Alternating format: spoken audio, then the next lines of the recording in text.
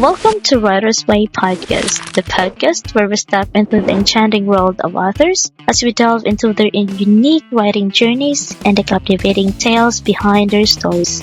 I'm your host, Jessica Wilkins, and today we're honored to have a guest whose work bridges history, art, and personal transformation, Mertiss J. Thompson.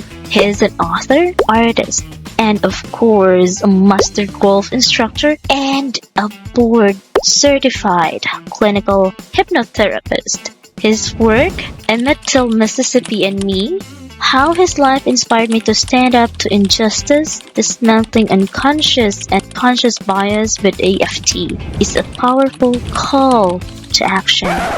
Mertiss, thank you so much for joining us today. Good morning, and thanks for having me. I really appreciate this opportunity. Yes, so was me, Mr. Mertiss. And Mertiss, your background is incredibly diverse. And I have to ask that the unique, yes, of course, you have a lot of titles with your names, and it has been a unique combination of your professions. So how does one become a master golf instructor and at the same time a board-certified clinical hypnotherapist? How does it came? How did it happen? It happened because in order to earn a living as a professional golfer, I had to learn how to create images in my mind of what I wanted to have happen before I even took the club back to hit the ball. Oh. So I created pictures, images in my mind of the ball going exactly where I wanted it to. This was before that I really immersed myself in hypnotherapy. I attended 2 hypnotherapy schools, got board certified, and I use that in teaching other people how to play golf. Golf is a mental game. We live in a mental world. So the stronger we can create images of what we want, not only in golf, but in our own individual lives. If we can see ourselves doing perfectly whatever it is that we want in our mind's eye, capture the feeling that we already have what we want, it manifests in an easy and relaxed manner without struggle. It just becomes a practice of seeing and feeling what you desire to have in your life. And anybody can do it. I teach others to do it. Kids how to do it. Wow. Elderly people how to do it. So I use it in my life as a painter. Before I give a presentation of any kind, a workshop, mind you, I create an image of myself on stage, completely relaxed, and delivering my message in my workshop easily and in a professional way. So that's why I use it. And as I started doing this as a kid, because I wanted to be a better baseball player, but I didn't have a word for visualization at that time. I was only about 13, but I wanted to be a better baseball player, and I would just get a baseball bat and create an image of the ball coming to me, and I'm hitting it out of the baseball park each and every time from one of the best baseball pitchers in baseball. This allowed me to play baseball for the United States Navy for 3 years on a great baseball team. And myself weighing only 125 pounds, I was the cleanup hitter because I was evidently the best hitter on the club. That's not just me saying that, but it became a reality. It really did. Wow, that's a very fascinating connection that you have, Mr. Thompson. Yes, I believe I saw an interview of you with... I know who it was. It was Art Johnson, I think. Oh, yeah, that's the name, yes. You were talking with regards to your being a baseball, you're dreaming to be a baseball player, and then you become a golf player, then an instructor, and then forward. Right. Wow. I just have this thought that you joined the Navy just to play baseball. Am I correct? I did. That's correct. I didn't have money for college, and I wanted to leave my hometown in the South, and joining the military was my only way out at that time. I joined the military to be a journalist, after the Navy had promised me a school of journalism. But when I get to my duty station, they had reneged on that promise, and this was around the same time that Emmett Till was killed. I didn't know Emmett Till, but I knew he looked just like me, a person of color. And I'm 17 years old, and he was killed at 14. And I had never heard in my entire life, although I was born and raised in the South, of a kid or anybody getting killed in the fashion that he was. 14 years old, just beginning to experience life.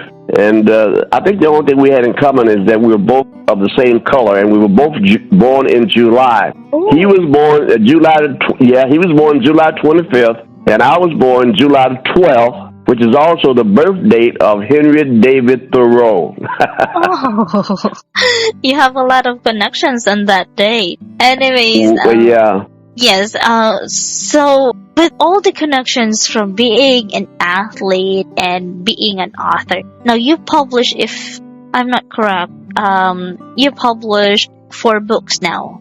And how did you get started as a writer, from an athlete to a writer? Okay, while still in the military, in the Navy, based in San Diego, California, I was stationed at a base after they had reneged on the promise for me to be a writer. There was a civilian newspaper on the base, and they heard that I wanted to be a writer. I don't know how they got the word that I wanted to be a writer, but the Navy had allowed me to become a personnelman. That's a person that takes care of Navy records and things of that sort.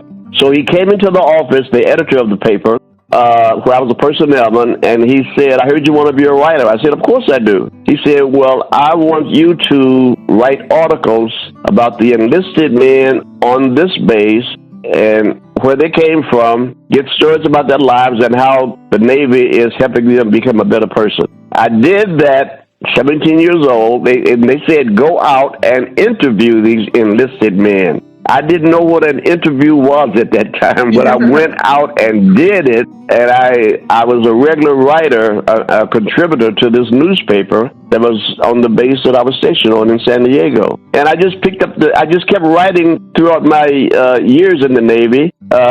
It became fun. It allowed me to create stories of my own. While I was on this base, I wrote the lyrics to a song that's still been played after all these years. This was 1956.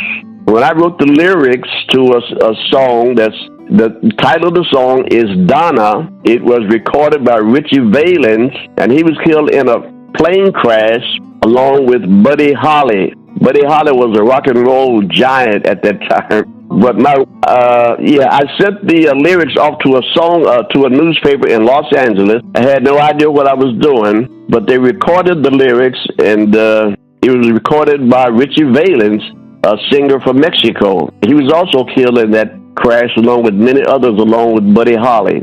I never received any kind of royalties from the song, and it's still been. You can listen to the song Donna on YouTube right now. It's been recorded by many artists. I wrote the song because I got a Dear John letter from my childhood sweetheart, and that was a way of my releasing the emotions from their relationship. And yeah. I will try to search that one later, right after this. Okay. Okay.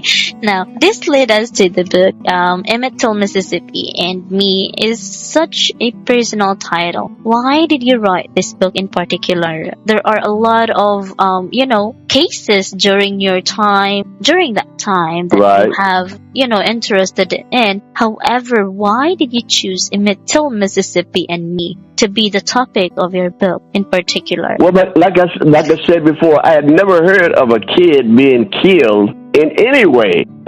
Maybe I was naive, but because there were a lot of killing of people of color in Mississippi at that time and other places as well. But it resonated with me because she was a kid like me. And me growing up in the South, it could have happened to me. I'm glad that it didn't, but it could have. Yes. His killing was the catalyst for the civil rights movement. Rosa Parks refused to give up her seat on a public bus, because black people, if the seats were filled, had to find a place just to stand up, even though they had paid the same fare that the other people had paid. But Rosa Parks refused to give up her seat to a white person on a public bus in Birmingham, Alabama. So his death created a stir throughout the world, not only in the South, and it also prompted Dr. Martin Luther King Jr. to really get behind this civil rights movement.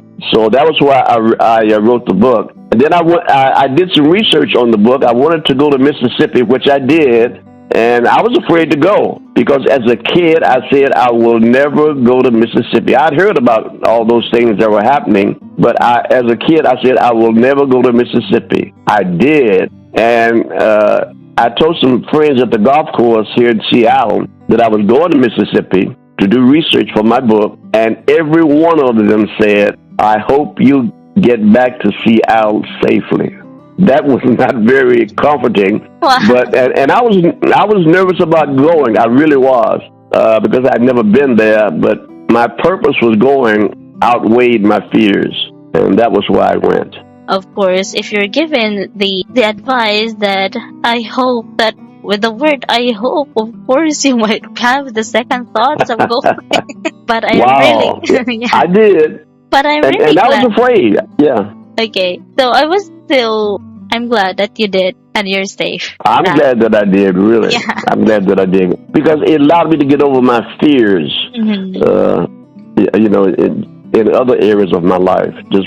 I was fortunate enough to have a father who instilled confidence in me. My father told me, he said, you can do anything that you want to do. And as a kid, I started to believe him because I admired my father. He showed me tremendous amounts of unconditional love.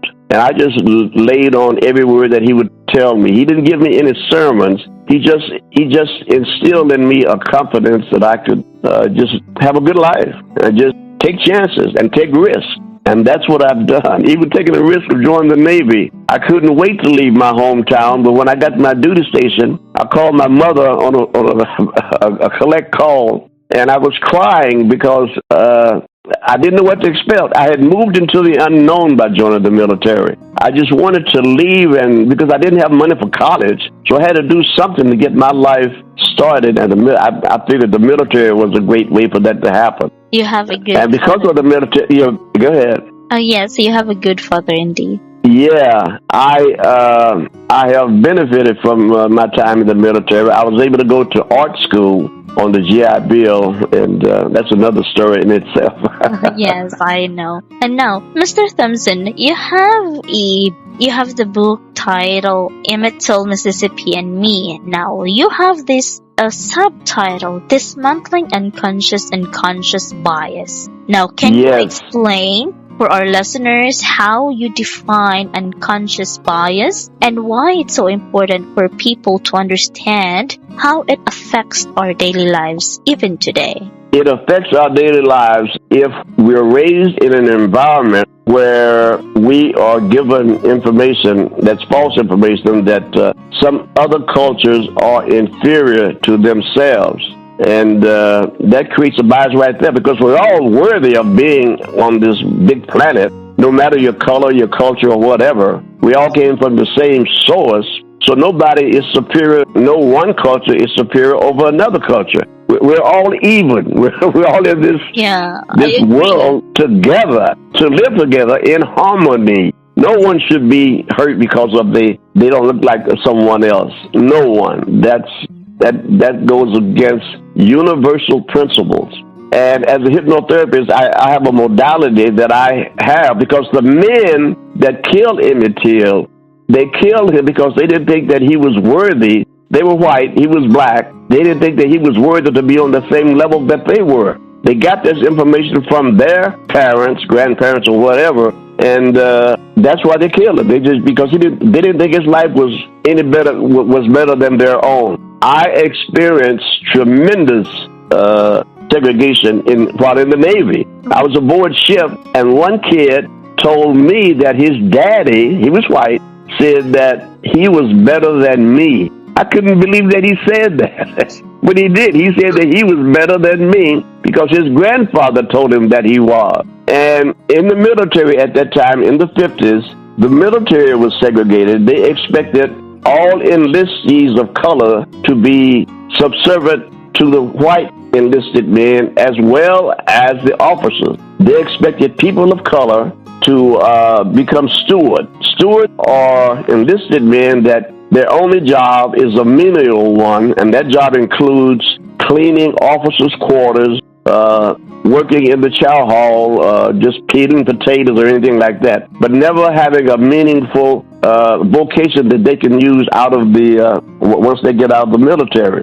That's why I was lucky enough that this civilian newspaper editor offered me the opportunity to become a writer. Men twice my age. I had no idea what I was doing, but I did it. And I wrote for that newspaper for the 3 years that I was in. And that just started me to writing. Up to this point, I've written 10 books, and I'm working on 3 right now. So, yeah, that was a great opportunity. Miracles do happen in this world. They do. Indeed. Yes, they do. I agree on that. Now, you have used the emotional freedom techniques, or EFT, as a tool in your... Yes. Now, can you explain what EFT is for our listeners, and why do you believe it's an effective method for addressing deep-seated biases? EFT is an energy modality. EFT, the word stands for Emotional Freedom Techniques. Yes. So we use, it's similar to acupuncture. If you've ever had acupuncture, you know that they insert needles in certain points on the body.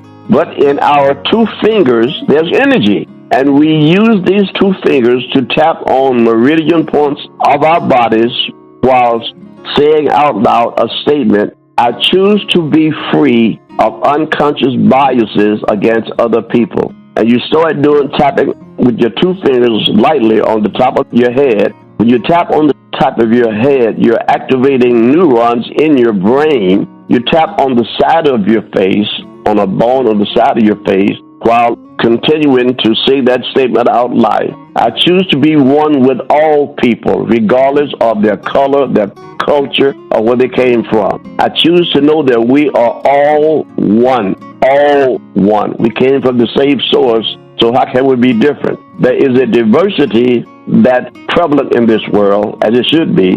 So why shouldn't we all get along? You know, I've never seen a rose or heard of a rose criticizing an orchid just because it's not a rose. Yeah. But a lot of people, and the people that killed Emmett Till, they got this message, like I said, that colored people are not worthy, or not as worthy as I am to have a good life. His life does not matter. And the lady that caused this ruckus, she said that the kid did nothing that warranted him being killed in that fashion. So, and Life magazine rewarded these 2 men, both who have since died from cancer, $4,000 for their story. So it was like a reward for telling their story about this horrific death of a kid. So I use EFT in my workshops that I present with in VA hospitals. I'm a veteran, so I use this modality with veterans who have PTSD. They can remember the event, but the emotion is taken out of the event. And I've just started a nonprofit to get this modality into the public schools, because I taught public school, and I can tell when something's going on with the kid, whether he's being bullied or whether his home environment is unstable, and we just talk about it. But all the shootings that were done in the public schools were probably done by kids who had some trauma going on with them, and they wanted to hurt somebody to try to get even. So I'm excited about this workshop that I'll be taking, starting here in Seattle, but I'll be taking it around the country, beginning in Lisbon, Portugal. Wow. I've been doing this for years at public libraries here in Seattle. And you can use EFT for pain, tapping pain out of your body. I teach people how to come up with the words to use. Before I get on an airplane, I tap for a safe flight to and from my destination. So I use it every day. It's like brushing my teeth, and it works. I use it for my health, but acupuncture works, but you have to do it many, many times to get the relief that you want. So as an EFT practitioner, I started to tap on my knees, and I did that, and all the pain is going out of my knees without surgery or anything like that. And I'm 88 years old, and I'm still able to play golf pain-free because of EFT. Wow. You don't sound 88, by the way. Uh-huh. You don't sound What'd 88. you say? You don't sound. 88 is just a number. Yes, that's all it is. It is. I don't give it anything more than that. I've had many numbers, and hopefully I'll get many more. Wow. And each one just goes, but I expect to have a healthy body and mind and immune system for as long as I live and beyond. And this modality is helping me and millions of people around the world. It's science-based. Mm-hmm. It's not just something that you do. It works. There's a lot of data. There's a lot of books written on it. You can go on Amazon and find many books if you just log on to tapping. And there are a lot of authors. I have some books on Amazon about tapping into bliss. In fact, that's the name of my podcast, Tapping into Bliss, with just 2 fingers.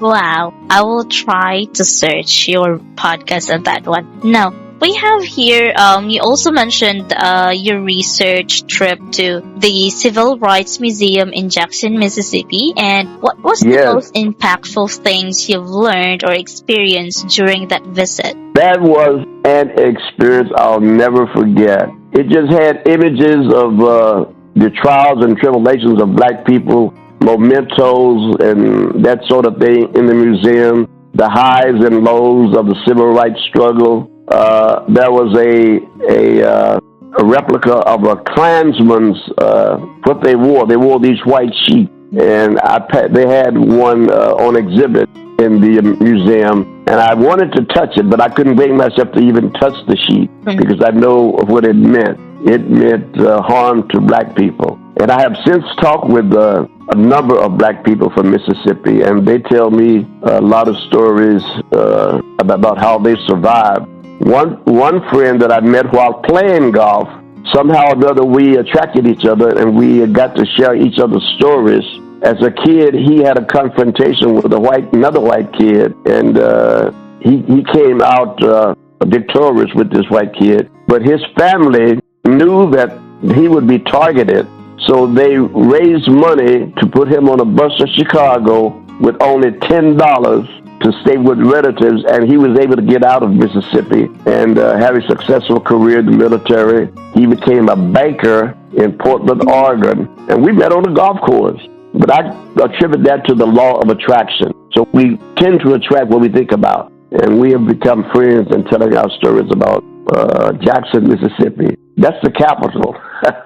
Yes. Now, we have here also, as you've embraced, as an artist, you've been exhibiting your paintings of Emmett Till in public libraries for Black History Month. And how does creating and exhibiting that painting differs from process of writing this book, and how do both art forms work together to tell, of course, this story? It works for there are a lot of kids who have never heard about Emmett Till.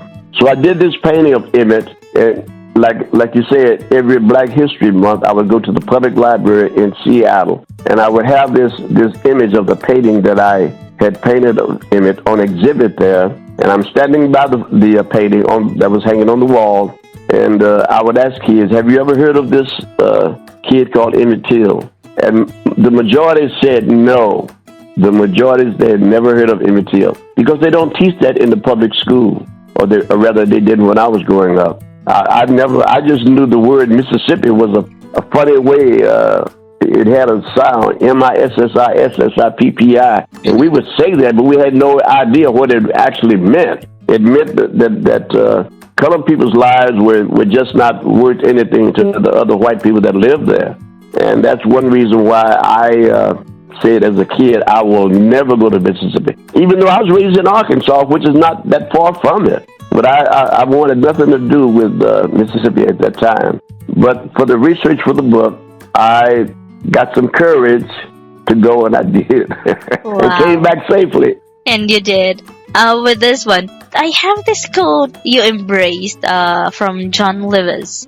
Get into good trouble. So what does this phrase mean to you personally, and how do you feel this book represents your own way of getting into good trouble? Because it allows people dismantle the negative thoughts they have about other people. And a lot of people don't want to change their belief systems, even though they're counterproductive to having a full life or having a harmonious life with all people, irregardless of where they came from, how they look or whatever. Living in Seattle, I had never lived among as many different cultures as I have. But they're all human beings. I mean, what else could we be, you know? They're all human. Yes. I know a lot of people from Ethiopia, Egypt, Somalia, that I'd never heard of before. Even the Philippines. I've never worked around people like that before in my life. They're just people, though. What else could they be? But I learn a lot from each culture just by accepting them as just people. Yeah, we're all equally the same. Of course, we are created by God in His image and likeness. Thank you. So, of course, we are. We are the same, right? I don't want also to, have the biases of putting someone like they are not with you like that. Worthy. Yeah. Yes, I don't want like that also. Of course, starting myself as discriminating them. So, as much as possible, Right. you have to treat them well. That's what I have this philosophy in life. Whatever good things that you do to others will be brought back to you. So, it's Of just course. the same. Yes, right? Now, Mertiss, as for your listeners, of course, just being to explore the concept of their unconscious biases. What is one tangible, immediate step they can take after to listening to this interview that we had? They can start to question their beliefs about how they feel about other people, including themselves. Yeah.